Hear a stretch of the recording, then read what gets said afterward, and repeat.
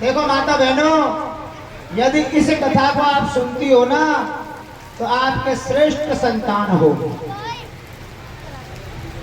ध्यान से सुनना। तुंगभद्रा नदी के तट पर एक आत्मदेव नाम के ब्राह्मण रहते थे। श्रोत स्मार्त कर्मेशु बड़े विद्वान थे। संध्या वंदन करते थे और अपना भिक्षावृत्ति करते थे, भोजन बनाते थे और प्रसाद ग्रहण करते थे, भगवान को भोग लगाते थे।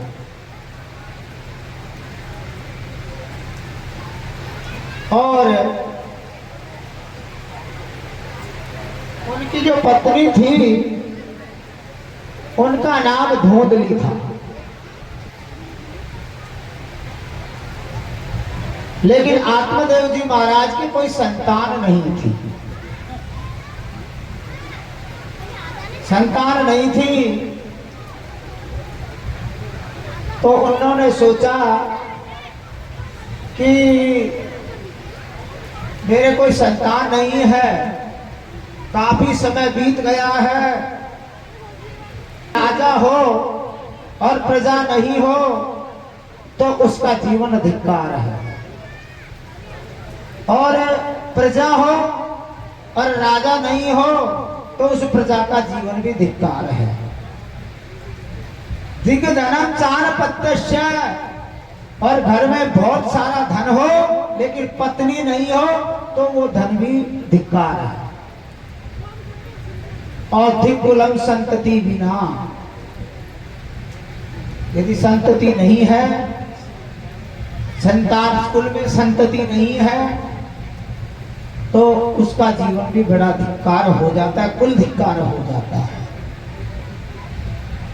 आत्मदेव जी महाराज ने अनेक प्रयास किए लेकिन उनको कोई संतति नहीं हुई, और वो तुंगभद्रा नदी के तट पर उन्होंने अपना जीवन की दैहिक लीला समाप्त करने का मन में संकल्प ले लिया।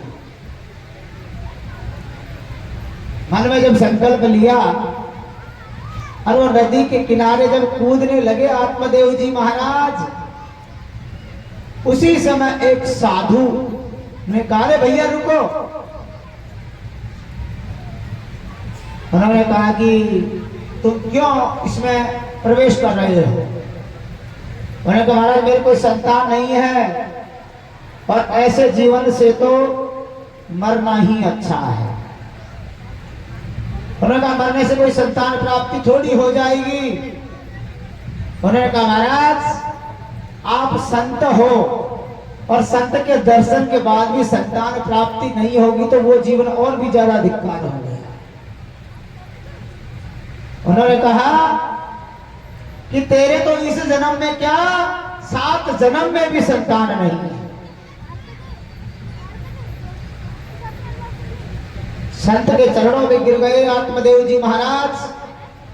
तरवर सरवर संत जने चौथो बरसन में है, परमार्थ के कारण चाराधारी देह।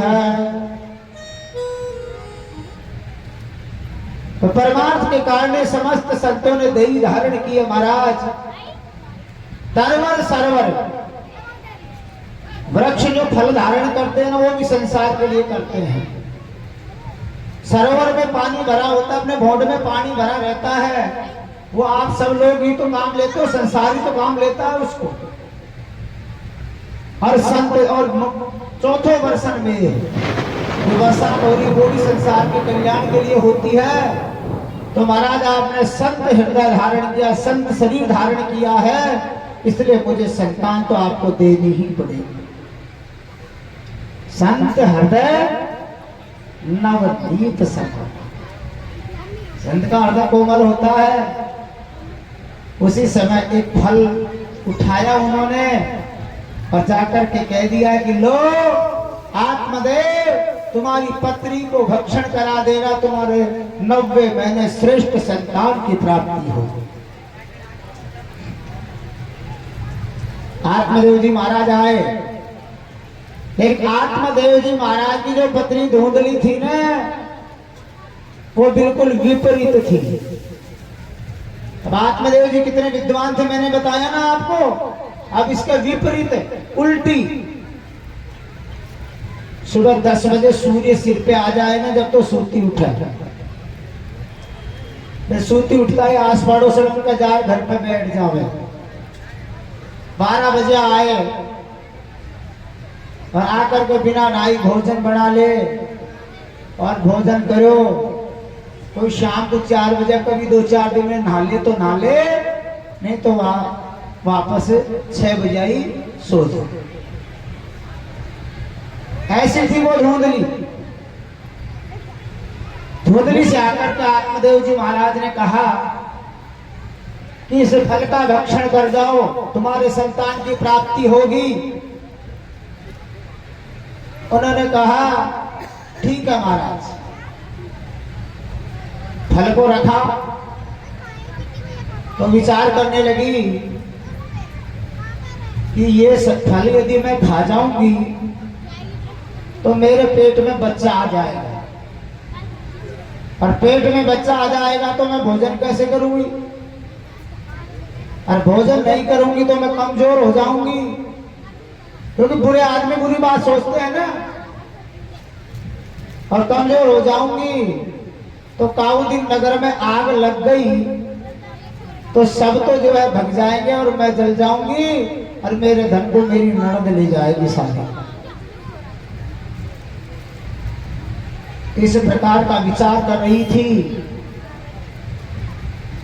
तो कहते हैं ना कि चूर जैसी रोटी और माई जैसी बेटी।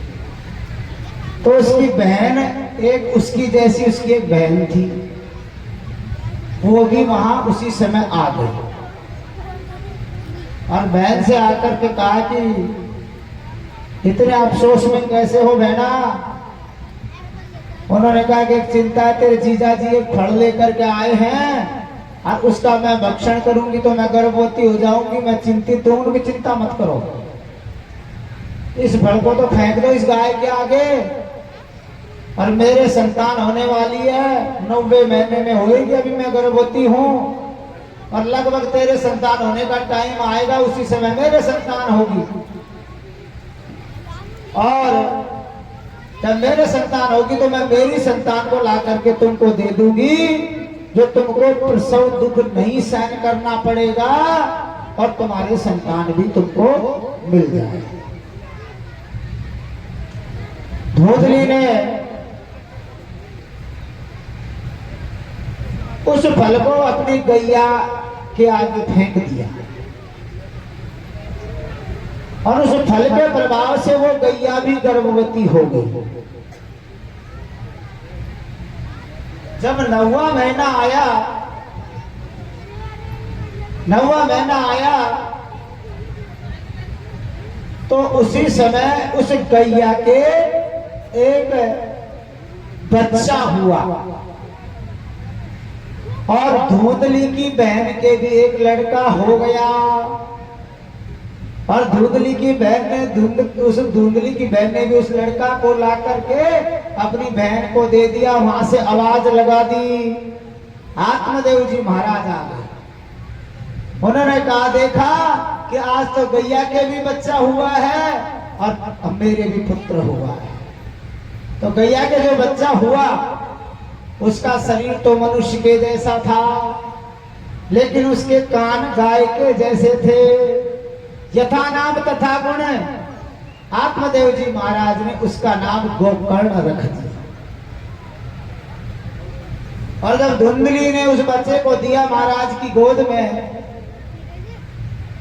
तो गोद में लेकर के उन्होंने देखा, उसके लक्षण देखे, तो उन्होंने कह दिया कि इसका नाम धुंधकारी होगा। वो धुंधकारी नाम उसका हो गया। अब धीरे धीरे बड़े हुए,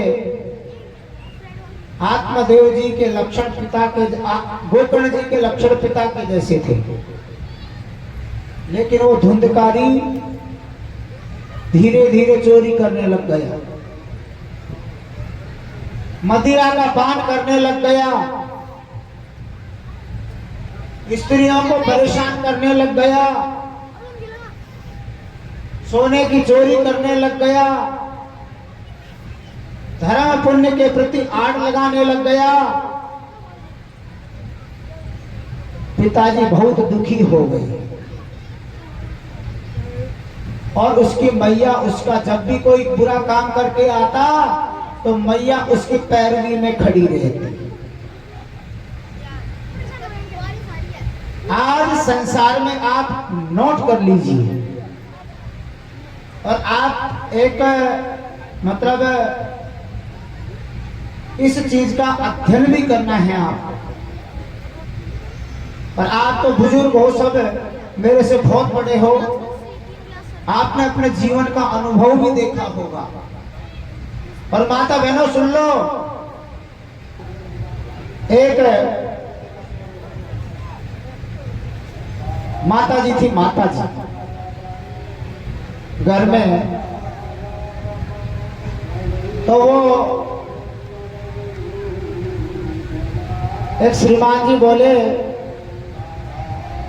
अपने मित्र से कि भैया हमारी पत्नी तो उल्टी चलती है, जो कुछ कहता हूं उसका उल्टा करती है। तो उस मित्र ने सलाह दी, भैया एक काम करो, आप खुद उल्टा चलने लग जाओ, जो अपने आप वो सीधी हो जाए। कि भैया क्या करती है कि मैं जो कहता हूं उसको उल्टा करती है। तो वो सुबह उठा और उठते ही बोला कि देख मैं चाय नहीं पीऊंगा। वो बोली चाय कैसे नहीं पियोगे, चाय तो पीनी पड़ेगी। और सोते उठते ही बोले कि देख पानी मैं खुद ही भर नालियों को, तो पानी भर रखवा की जरूरत नहीं है, पानी तो मैं ही लाऊंगी, वासु नहाना पड़ेगा। वहां बोले कि कपड़ा भी मैं ही धो लूंगा। वाह तू कहीं धो लेगा, कपड़ा तो मैं धोऊंगी। माने कि मैं तो ठंडी बासी रोटी को कले कर लूंगा कि नहीं, रोटी तो ताती बनेगी। दिन भर खाट उठावा लागी, खाट तो मैं बिछा लू, जो आराम करवा कि नहीं, खाट मैं बिछाऊंगी। रात में सोवा लागे कि दूध तो मैं आज नहीं ले आऊंगा, आज नहीं पीऊंगा दूध। वारे सारे दिन मेहनत करे, दूध कहीं को पिएगो, दूध पी। टाइम निकल तो गयो, एक दिन निकल गया, 2 दिन निकल गया, 4 दिन निकल गया। तो एक दिन सोमती अमावस्या आ गई। तो वह बोले दुनिया गंगा स्नान जारी ही। तो वह बोले कि दुनिया गंगा स्नान जारी, आपा तो गंगा स्नान नहीं चलाऊंगा। गंगा स्नान है, स्नान करे बिना तो सोमती माँ उसको पुण्य को मिले। गंगा स्नान कहीं को चला, गंगा स्नान तो गरबा चला। गंगा जी चले गया और गंगा जी का किनारा पे पहुंच गया। किनारा पे पहुंचे और वह बोले कि देख गंगा जी में डुबकी नहीं लगाऊंगा मैं, तो डुबकी कहीं को लगाओ, मैं जब तक आंधड़ा पटकूंगी जब तक पुण्य नहीं मिलेगा। और गंगा जी में प्रवेश कर गया। वह बोले कि दुनिया धार में जा रही है, मैं तो धार में नहीं जाऊंगा। वह बोले रे गंगा जी में उतर गयो और धार में नहीं गयो तो यह फल कहीं मिलेगो। और वह धार में गयो और वह एकदम धारा तेज आई और वह गंगा जी के साथ साथ धूम जो है वह की पत्नी रवाना हो गई। वापस तैर को आवे हो, वह तैर तो बाहर निकले। लोग बोले अरे वह तेरी पत्नी तो इधर गई, तू इधर किधर आ गयो? कि वह तो उल्टी चाला है, जो वह तो उल्टी आ जाएगी। और वह गंगा जी के लहरे लहरे रवाना हो गई। तो उल्टी जिनकी मति होती है ना, उनकी वही गति होती है। धुंधली ने इस प्रकार का कृत्य किया, इसलिए वो जो है कुएं में पर करके उस धुंधली को मरना पड़ा। अब धीरे धीरे सब निकल गए तो उस धुंधकारी का भय निकल गया। भय निकला और भय निकलने के बाद में वो 5 वेश्याओं को अपने घर में ला करके और उसने उन 5 वेश्याओं को अपने घर में रख लिया। काम ही था न पश्यति जनमांधो कामांधो नेव पश्यति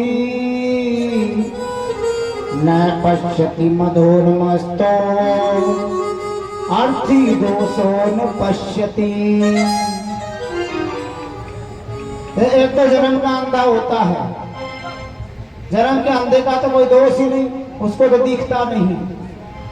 न पश्यति जन्मांधो कामांधो नेव पश्यति।